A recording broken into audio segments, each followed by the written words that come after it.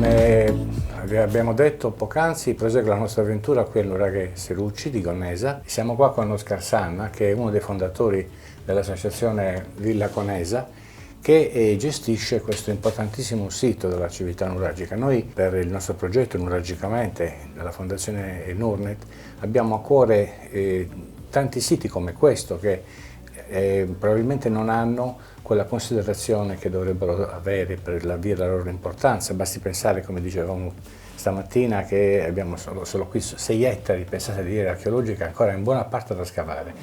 Bene, che cosa può dirci sull'importanza di questo sito per la conoscenza della civiltà nuragica?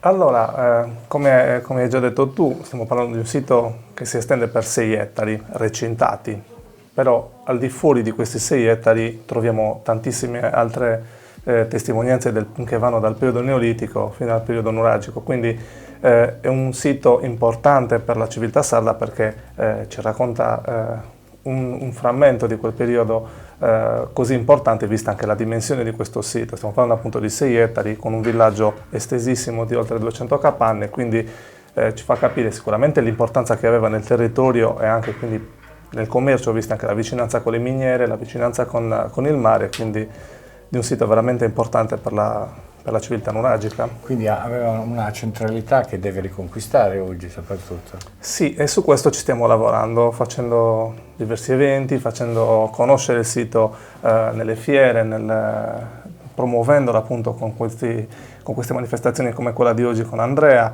quindi stiamo cercando di far riappropriare questo sito dell'importanza che aveva nel passato per farla avere anche nel presente. Certamente, difatti la nostra presenza qui a Gonnesa Serucci non è casuale e ci auguriamo difatti che questa iniziativa sia una delle tante che saranno sviluppate per contribuire a dare quella giusta considerazione che questo sito deve avere, non solo per la Sardegna, per tutta la civiltà. È un sito veramente di importanza internazionale che merita un'attenzione maggiore. Vi ringraziamo dell'attenzione. Grazie a voi. E ci sentiamo nelle prossime puntate. Arrivederci.